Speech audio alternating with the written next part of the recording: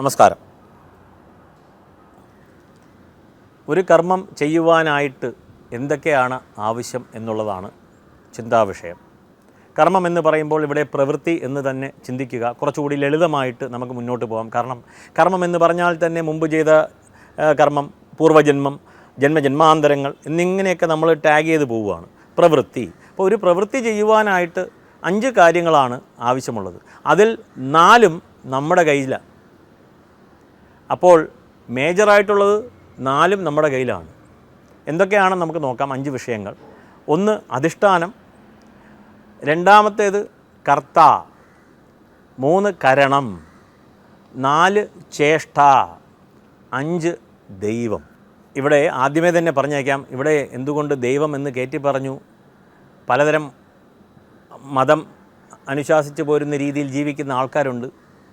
ഈ കർമ്മം കോമൺ ആവണ്ടേ? തീർച്ചയായിട്ടും ഇവിടെ ദൈവം എന്ന ശബ്ദം കൊണ്ട് ഉദ്ദേശിക്കുന്നത് ദൈവശബ്ദേന പ്രാകർമ്മേത്യർത്ഥ, മുമ്പ് ചെയ്ത കർമ്മങ്ങളെ, അവനവൻ്റെ പ്രാരബ്ധ കർമ്മങ്ങളെ ദൈവം എന്ന് നമുക്ക് വിളിക്കാം. അപ്പോൾ ഇവിടെ അമ്പലത്തിലിരിക്കുന്നതോ പള്ളിയിലിരിക്കുന്നതോ ഇല്ലെങ്കിൽ വേറെ ഏതെങ്കിലും വിശ്വാസത്തിന് അധിഷ്ഠാനമായ ഒരു ദേവതയല്ല ഇവിടെ ഉദ്ദേശിച്ചത്. ദൈവം എന്ന ശബ്ദത്തിന് മുമ്പ് ചെയ്ത കർമ്മങ്ങൾ എന്നുള്ള വസ്തുതയാണ്. ബാക്കി 4 നമ്മുടെ കയ്യിലാണ്. ഉദാഹരണമായി ആദ്യം തന്നെ നമുക്കെടുക്കാം അധിഷ്ഠാനം.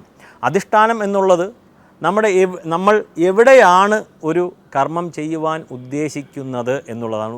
ഉദാഹരണത്തിന് ഓഫീസ് ഒരു അധിഷ്ഠാനമാണ്. ഒരു സ്റ്റേജ് പെർഫോമറിന് സ്റ്റേജ് അധിഷ്ഠാനമാണ്. ഒരു വീഡിയോ എടുക്കുന്നു, അതിൻ്റെ സ്റ്റുഡിയോ അത് അധിഷ്ഠാനമാണ്. ഇതിൽ നിന്ന് ഏവർക്കും മനസ്സിലായി കാണും അധിഷ്ഠാനം എന്നുള്ളത് വളരെ ഇമ്പോർട്ടൻ്റാണ്. അതിന് പാകത്തിന് ബാലൻസ്ഡ് ആയിട്ട് വേണം എന്നുള്ളതാണ്. ഈ ഒരു ചെറിയ കാര്യം പറയുവാനായിട്ട് വലിയൊരു മൈതാനത്ത് പോയി ഇരുന്നു കൊണ്ടൊരു കാര്യം പറയുവാൻ സാധിക്കത്തില്ല. അപ്പോൾ അധിഷ്ഠാനം എന്നുള്ളത് എല്ലാം ബാലൻസ് ആയിട്ട് വേണം എന്നുള്ളതാണ്. ഇത് ഏവർക്കും അറിയാം. 2 കർത്ത, ചെയ്യുന്ന ആൾ. അതിനെക്കുറിച്ച് ചിന്തിക്കേണ്ടതില്ല. അദ്ദേഹത്തിൻ്റെ നോളജ്, ചിന്താശക്തി, ബുദ്ധിശക്തി, കോൺസെൻട്രേഷൻ, ഫോക്കസ് എന്നിങ്ങനെ കുറേ വിഷയങ്ങളുണ്ട്, ശ്രദ്ധയുണ്ട്, ഒരുപാട് കാര്യങ്ങളുണ്ട്. കർത്ത എന്ന് പറയുന്നു. അതിനുശേഷം കരണം എന്ന് പറയുന്നു. കരണം എന്ന് പറയുന്നത് എന്താണ്? നമ്മുടെ ഇന്ദ്രിയങ്ങൾ ഉൾപ്പെടെയുള്ള കരണങ്ങൾ എന്നുള്ളതാണ്. ഉപകരണം ഇതിനകത്ത് ചേർത്ത് വായിക്കണം. ഇവിടെ ഉപകരണം എന്നുള്ളത് ഉദാഹരണം നേത്രസഹായി, കണ്ണട ഉപകരണമാണ്. അപ്പോൾ ഈ കരണങ്ങൾ കൊണ്ടാണ് നാം പ്രവൃത്തി ചെയ്യുന്നത്. 4 ചേഷ്ട.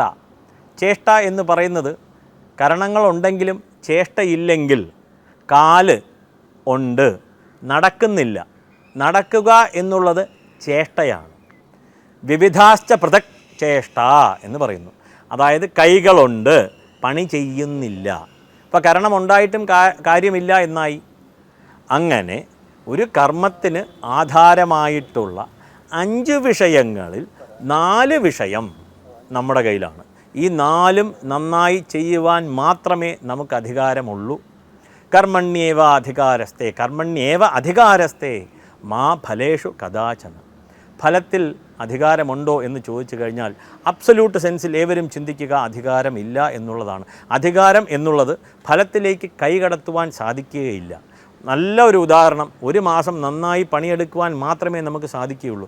മാസ അവസാനം ശമ്പളം തരുന്നത്, അപ്രീസിയേഷൻ തരുന്നത്, റെക്കഗ്നിഷൻ തരുന്നത്, അവാർഡ് തരുന്നത് എല്ലാം തന്നെ മറ്റൊരാളുടെ കയ്യിലാണ്.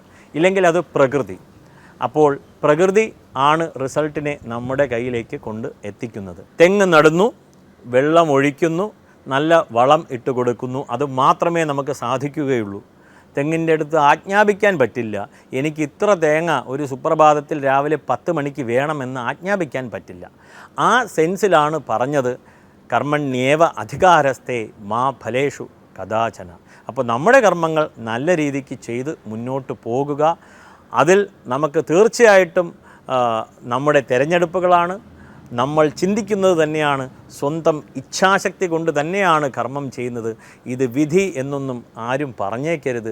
കാരണം വിധി എന്നൊക്കെ നമുക്ക് തീരുമാനിക്കണമെങ്കിൽ അത് ഈശ്വരാത്മഭൂതന്മാരായിരിക്കുന്ന ഇല്ലെങ്കിൽ അതിനോടനുസരിച്ച് ചിന്തിക്കുന്ന ആ തലത്തിൽ ചിന്തിക്കുന്ന സന്യാസികളൊക്കെ അത് പറഞ്ഞു കഴിഞ്ഞാൽ, ഋഷീശ്വരന്മാരെല്ലാം പറഞ്ഞു തന്നു കഴിഞ്ഞാൽ അത് നമുക്ക് മനസ്സിലാക്കാം. സാധാരണ ജനങ്ങൾ സ്വന്തം ഇച്ഛാശക്തി കൊണ്ട് ഓരോ കർമ്മവും ചെയ്തു പോരുന്നു. അപ്പോൾ നാം ആണ് ഇതെല്ലാം ഡിസൈഡ് ചെയ്യുന്നത് എന്ന് ഏവരും ചിന്തിച്ചുകൊണ്ട് സത്പ്രവൃത്തി ചെയ്ത് മുന്നോട്ട് പോകുക എന്നുള്ള ഒരൊറ്റ കാര്യം മാത്രമേ മനുഷ്യൻ്റെ കയ്യിലുള്ളൂ എന്നുള്ളത് ഏവരും ചിന്തിക്കുക. നമസ്കാരം.